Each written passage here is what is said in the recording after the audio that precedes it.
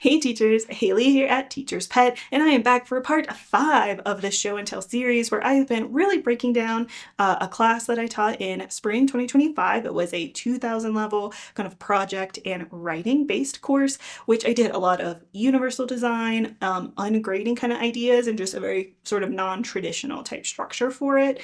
And within kind of my pages. And so in this last video, just kind of close it out, I actually have a whole list of things that I've decided to change about it after going through this kind of deep dive retrospective. And so I'm going to walk through what those changes kind of look like, what I'm thinking in my Canvas shell, and I'm going to continue working on for the summer. Now, if you missed the other videos, they are in a playlist on the channel and linked for you. Basically, part 1, which is an introduction, kind of context on what I had set up for the students to start. Part 2, we went deep into the structure in my course building spreadsheet, as well as the syllabus that I had kind of made in Canvas for that class. Part 3, we got into how I handled participation, which is definitely a place I'm going to make some big adjustments for the next time I teach it. Part 4, we went over the actual project pages and kind of how the projects were set up, which I am going to just be tweaking that. I really liked overall how my projects went, but I do have a few ideas on the page itself. So this video, we're just going to walk through those pages. As you're watching, definitely leave a comment, question, suggestion, something that you want to talk about or hear me talk about more, and let me know what things that you are doing, keeping, altering in your class as you might be prepping for the fall as we, get ready over the summer. Because of course, as teachers, we don't work over the summer, even though we fully work and rebuild and set up our classes, even when we often are off contract. All right, I'm really excited about these ideas and how it turns out. So first, I'm going to flip us and I'm going to walk through my actual just like handwritten notes and pages with some of those updates. And then we will hop into my Canvas shell and I'll just show you sort of what it's starting to look like and that outline. Let's do it.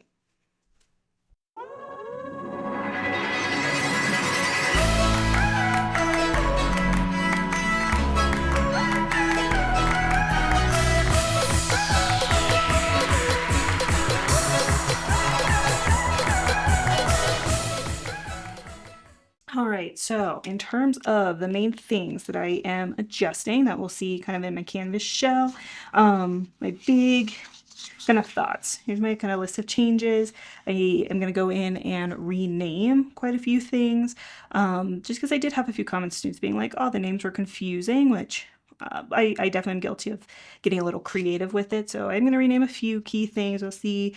I am going to add an attendance kind of category for my labs. We'll see, kind of add in a few new projects. I am going to redo some of my rubrics, and my teacher's pet app is going to help me with those rubrics as well, especially for the new projects. The existing projects will be more of just removing points and updating the categories a little bit, but for some of the new stuff, I'll need my Pat to do it. I'm going to redesign the homepage, so we'll see some of those examples and still sort of deciding between them. Make some new buttons, redo kind of what my reading pages look like, and update my course scheme. So first, I'm in my course building spreadsheet, and you can actually get your own kind of template version of this spreadsheet on the Teacher's Pet shop if this tickles your brain in the right way. But I have my overall kind of like assignment area that I redid a few things, and then I've also been laying out, of course, the schedule itself. And so starting with, the calendar, obviously, checking for things like our fall break. I also like to note when like our census is and our withdrawal. And that's the first kind of big change I actually decided to make. Because before, right, like in the spring, it was our spring calendar, I used to do onboarding for just 1 week, which is, intro kind of stuff. But I have rearranged some key things. So now onboarding will actually be the first 3 weeks of the semester, which then allows us to go through census date. So students are not really, feeling it after I put all of our 3 kind of very foundational units there. And if they're not really feeling it, then they can still drop the class before census date. Whereas before, they were kind of already just really launching in before they could make that decision. And then I also had put things like, the media actually was not ever fully really addressed, kind of like in research presentations at the end, which, didn't really work. Like on paper, it's like, yeah, we'll talk about presentations at the end of the research paper unit, but instead I decided I'm going to redo, which I need to redo that page anyway. It's one of the ones I didn't do the textbook for yet. So I'm just going to make it more of a general like media presentation, audio, visual kind of a unit. So that way then they have their skills in overview of writing, how to manage their projects, how to do all the media stuff, and then we'll hop into the main units. Now that did mean I had to scrunch unit 2 down into just 3 weeks instead of 4 weeks, which I was a little nervous about, but I've decided that, especially as I'm going to kind of pare back some of the assignments a little bit, really emphasizing to them that like the projects are meant to be done during project week. Like you should be able to do all of that work during the week at the end of a unit when you don't have any new materials, and our, labs and everything are dedicated to that. So I think it'll be okay. And so that was like the biggest change I'm gonna kind of test out. Then the schedule just kind of goes along. I'm keeping my like project check weeks in. I really like doing that. So at the end of my project weeks is when all the projects in that group are due, because remember, I want them to choose. I'm setting them up to think about in a systems level way. So practice systems level thinking by having to like actually take in, okay, like how does all this connect? What projects do I want to select and why? Actual, problem solving, and they have to kind of be like, okay, if I want this grade or grade in my career, and how's it all going to fit together? So it's systems, problem solving, thinking, and then just have agency and choice. That definitely was the standout that worked in the spring.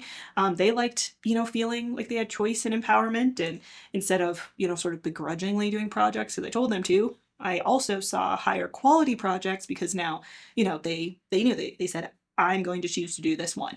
And I absolutely had students that just chose not to do any of the projects and were okay getting like a C or lower in the class. And I'm not going to judge that because they are adults and college students. So, okay, so I do have a few, I know I want to redo some of the case studies, but overall I feel pretty good about this calendar and how things are going on that.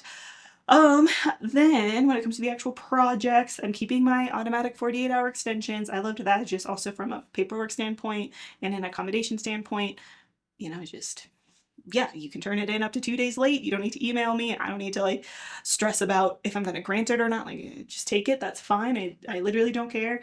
What's 2 days? In the workplace, and a lot of people, at least in my field department, are like, we have to teach them deadlines. And it's like, yes, I agree. We do need to teach them deadlines. And also, things get pushed by a day or two, like all the time across a lot of fields. Of course, there's moments we all know where it like has to get done, like this is the grant deadline or whatever. And I think they also recognize, and I trust them to recognize the moments where it's like, this is a hard deadline versus, listen, it's not that big of a deal if you can turn it in on Sunday night because you had to work a double shift. Just turn it in during the day on Monday. Like it literally doesn't matter that much. So I'm kind of instilling that and figuring that other classes, they're getting much more of those very hard line type professors. So I'm going to keep that. They'll have 4 points in each category, but I am expanding it out this time to be, because last semester it was these ones, these ones, these ones, these ones, and I kind of skipped these in terms of the required skill area. And so now they will need at least 4 in all of that. So that makes my recommended path to an A all your participation. So that's 20 points here. So you just keep up every week with the readings, doc review quiz, lab attendance, and I am making the reading comment it actual worth points, just to again hold them a little more accountable to keeping up with the readings. So if you do all that, that's 20 points, meaning somebody could get a C if all they do is, in quote, all they do is the main like learning component of ingesting new material.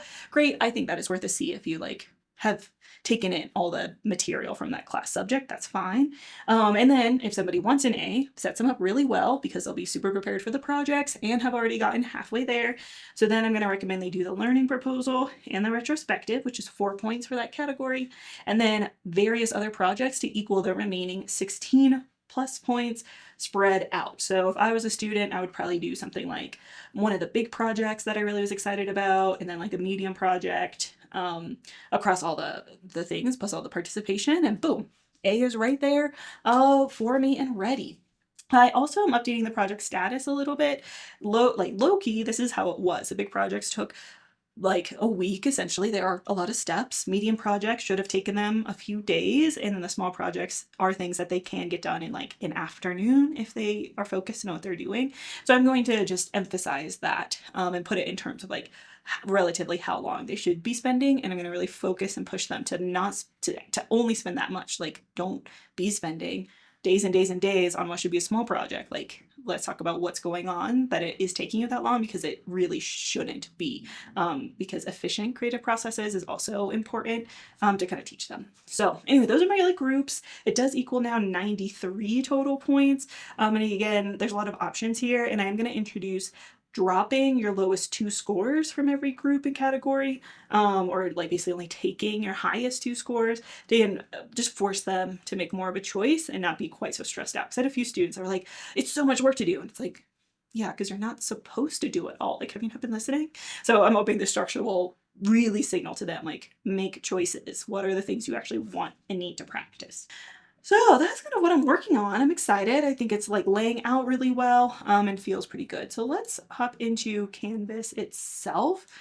So this side is going to be my new Canvas show. This side is my old one. So the homepage, what I'm redoing over here. Last time I had my weekly checklist at the top, which I did like, and then all the buttons down here. But I'm actually going to flip-flop that, because I think maybe people's eyes kind of grazed over the checklist a little bit. Because I still have people saying like, I don't know what I'm supposed to do this week. And it's like, it's right there. So what I'm going to try this time. My welcome back chat with Pal, the chatbot that I built with my teacher's pet app. It knows, I basically just uploaded my syllabus. I'll upload all my assignment sheets, and that's all I have to do on my end. Launch it, run it, and then they get access to the Pal to chat with, and ask those questions like, when is this due? How many sources do I need here? Is this a good topic idea for the project? And it will give them the answer with also the source from my course materials. I'm going to add a button for how to check your grade. Is again with this ungrading, less traditional system, people get a little confused. So I'm just going to make a video walking them through exactly how to do and what to look for in their grade, reminding them of the grade policy, and then the link to book office hours. That way they can just grab a virtual or in-person chat. So that'll be at the top. I'm still going to do the weekly checklist. That's not changing too much. I'll always do the module that we're in, the unit, basically your reading page, your case study, your document review page, lab, which actually is going to be, I'm going to maybe remove that. It'll just be lab materials because they aren't going to do reflection. I'm just going to take attendance this time. And then your quiz. And then I'll put my video, and then I'll update this to be a Monday update instead of a Friday update. Okay, now the schedule is what I've been playing around with. And so I have one idea, because I mean, most people said it made sense, and I like it. I do think it makes sense, except that the weekly like quiz and stuff wasn't linked right here. Instead, I linked it down in the participation group, which again, like structurally, like I understand why I did that, but now looking back, I'm like, you know what, I should just pull it up into your main schedule. So I have a few different ideas because I want it to be compact. I don't want them to scroll too much. So I was trying to come up with different designs. So this first one breaks it into the day and the week that we're in. And then like, what is the reading where I can link that? What is your like document review, lab, and quiz? Which I like this, except look how much you have to scroll. I mean, by the time we get to, week 9 of the semester, you're like scrolling way too much, and it gets even worse, the smaller. And I do design to make sure it still looks good on tablet and mobile kind of stuff. And this one just doesn't, even on this type of, it just like scrolls for way too long. So then my second idea, right, is basically what I did last semester. But this time I'll link reading and lab on one line here, and then assignments and so the doc review and the quiz on one line here. So again, I kind of like breaking it up, but also I wonder if they get confused breaking it up. So I'm still pondering that with like a little pin icon. And then the last idea, which I think I'll probably go with this one. I think I'll have to see what it looks like when I have all the links in, but it's just a little table. So I'll still have the pin icon showing them, what week we're in. And then I can make this a hyperlink. And then maybe also put the lab materials down here. And then for their assignments, doc review and your reading quiz. And then we actually won't have lab, so only have 2 kind of lines. So I think that might work. Like I said, I like to make sure I design for different materials and options. So I do that. I mean, we're just working in Edge right now because it connects to all my Microsoft OneDrive stuff. But, and I go into the more tools and my developer tools. And then from the developer tools is where I can actually do this device emulation. And so I love to do that. And then I kind of go through and say, okay, what does it look like on an iPhone? So all my students be accessing Canvas on their phones. And that's where, wow, this turns into such a nightmare of scrolling, and it doesn't really seem super usable. I don't like that. More realistically, a lot of my students are using things like a Surface tablet for their work. And I think that looks particularly terrible. I mean, some of this side stuff you don't see as much. So if I could do like view a student, it's like a little bit cleaner, but I think it still just turns into way too much scrolling. Whereas this one is not as much scrolling, but the links are quite small if you're using like your fingers on the tablet, so I'm worried about that. So that's why I still think this one is maybe the best blend of like large enough buttons and links. You know, the whole table will have to scroll a little when I get the rest of the links in, but I don't think it'll be too dramatic. And I think it kind of lays out the date the best. So I'm probably going to go with this one. But let me know in the comments if you have a preference and what you kind of are thinking on that. All right, let me close out of that. All right, so that's kind of one of the big things I'm going to be doing. Oh, and then I also added this like little page navigation so they can jump to stuff. My project side is not really going to look different at all. I'm going to keep this structure here. Because I liked it. I just renamed, right, so I renamed these to skills instead of groups because that seemed to confuse students a little bit. But otherwise, I'm going to keep that basically the same. And as I click through, I'll have the information for all of their projects. So what I did on here is like, hey, here's the big project. And I'll have the due date, the point level, all that stuff will still show up. And then I'm keeping my tech support information the same on both of them there. Cool. Okay, so the next thing that I am adjusting, changing, my leave student view is going to be what my reading pages look like. So here's what my old reading page kind of looked like. I mean, I like it. I just also like redesigning them, and there was a few kind of reasons I did want to change it, but they basically went through their note-taking guide. I think a lot of students actually missed this button. I blended in too much. And then they watched their lecture, and they had the option to read or listen to the podcast, and then some bonus material, optional stuff. And then I did put their doc analysis in the optional, which again, I think confused a lot of people, even though all assignments are technically optional. That was just an unnecessary like error on my part to like it was just confusing for them. And then there are other perspectives, which I'll keep, and some buttons at the bottom. So what I'm going to do this time and what I've been designing, view all pages, is instead going to look like this. So you're going to have like a little page navigation button so you can like jump to it. Love that. That's like glitching out a little bit, so we'll have to see. Here's what it'll look like as a student. Okay, so I'll have like a big kind of more introductory topic title icon that makes sense, cool. And then I created this little box for their learning goals, so what they should be paying attention to as they're reading. And I of course tied that to, different core learning outcomes. So like this is how you gain your factual knowledge. That way you can apply it to your projects. And then the related assignments box with a button for our lab activity that we'll be doing tied to this, their weekly doc review, their weekly reading quiz. And I don't really love how that looks, so I might get rid of this last button and just make it a 3-row, but I was thinking I could also just link the skill group and unit that we're in, so like the projects that relate to it was kind of my thing there. Maybe I'll just write the like projects that relate as hyperlinks at the bottom. I'll ponder that, but something with their related assignments at the top, so that way they can set up the connections. And then their assigned materials, I really like the bold black headings better here, where they'll really change the button color to be like, please follow this guide, so that way you're ready for the quiz. And then in the quizzes, I'm going to be updating my question banks to reflect all the exact questions from the guide. So in my guides, I don't give them like the answers, not a study guide in terms of like, here's my notes and you're just reading those. Instead, I give them questions that they should be able to answer. So I'm basically just going to take these exact questions from the study guide and put them on the quiz. So if they've used their reading guide and study guide, then they should do really well. And now I am still like debating. I think I might give them maybe like 2 submission chances for the quiz or something, since I'm laying this out so clearly. I'll keep pondering that. Okay, so then we go into, here's like the old one, the warm-up mini lecture, which I'll just embed directly instead of this button, and then obviously link it down here. So it's a little bit different design. This is just the placeholder embed, so that's why it looks funny, but it'll be a video. And then I'll do your full lecture with the same kind of notes. So again, their full lecture, it's either read the chapter, which for me, I wrote the script, which I recorded into camera, which for now I've like given them as audio, but since I have recorded them to camera, I just haven't bothered to like cut them up. So I'm going to do that. So basically I have my script and I record it. And then I have a podcast version through Spotify. And then I'm also going to give them a YouTube version, which I'll give them as a playlist. So that way, you know, some people just like cannot sit through a 75-minute lecture, which I totally understand. And so I'll break it up into maybe like 5 or 6 shorter video options. So that way they can, you know, just watch like a 10-minute video, but they'll have to, you know, watch like 7 of them to get through it. Just giving them choices. And then the reading chapter. And the reading chapter is the really nicely formatted version of the script. So I'm going to like give them all 3 choices. I have the content. I just hadn't made the video versions for the last semester because I was just focused on getting these 2 ready. And then I'll link Pressbooks, or they can download a PDF copy of the textbook. I learned how to export it like that, so that'll be good. And then I think I will put an audio-only version on YouTube in case they don't have Spotify to listen to it, just for accessibility kind of things.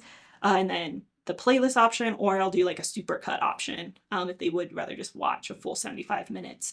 The difference between these 2, it's like I'm basically going to take my audio that I've already cut for the podcast and yes, like I said, just make it into videos with, you know, visuals and slides and stuff for people that like kind of watching more traditional lectures like that.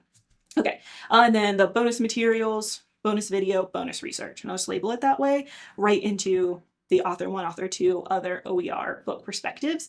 And then what I'm going to do is this will be an assignment portal. And so I will actually have them submit a question for some credit. So they'll get a quarter of XP, which adds up to 3 if you do all 12 of them, you'll get 3 points at the end of the semester for your participation. And I just like added this little checklist for them. But then they'll be right a text box where they can be like, I have a question about this. And as long as they like basically ask a good question and show that they completed it, then, you know, they get their grade. So it'll be plus or minus, or complete, incomplete, but a chance for me to like answer some questions if they have it. All right, so that's my reading pages will look like. That changed a bit. The next thing that I'm going to be updating is what the lab page looks like, but not by too much necessarily. So here's what the old lab page looked like. I did like how it went. I just had this like reflection assignment attached to it. And so what I'm going to do is not make it this whole like write this reflection kind of a thing. Instead, I just did the main game plan for the lab. And then I did add this is just for personal use only if they wanted to jot down notes while we're in lab. Because I do, you know, ask them a lot of questions of like, okay, talk with your partner about this, be ready to share out. And so now they just have some space to do that. And then I am going to have an attendance assignment that just has like a rubric basically for all of the points. So I think what my rubric is going to look like for that. And this is one that I think I just need to do myself, like teacher's pet's not necessarily going to help because it's going to be so easy. So we'll just make that really quick so you can see what it's going to look like.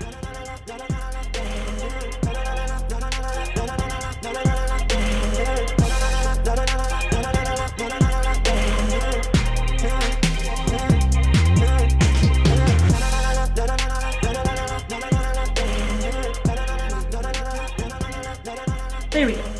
So there we go. Then I can just kind of adjust, which is fine. So with that rubric, then what I'm going to do is within my assignments, kind of my plan. I actually done this before for a group project, kind of attendance, and it just worked really well. So I have my lab attendance assignment, and basically it will, you know, just be like, cool. It's worth 5 points. It's in reading. I'll display it as points. It is going to be no submission from them. Save. And then I'll add that rubric in.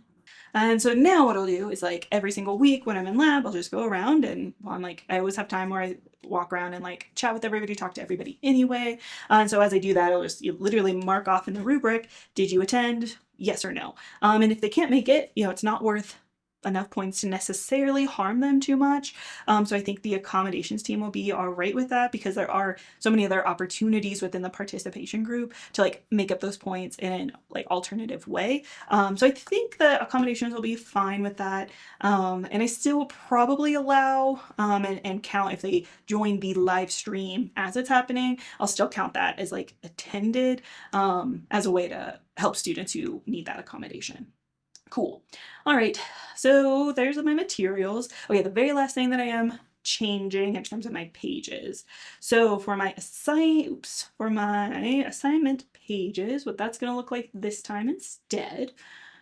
So last time I liked how this page turned out, but people just didn't use it quite the way I expected. And chatting with them is definitely, a place where I can use design to change the behavior a little bit.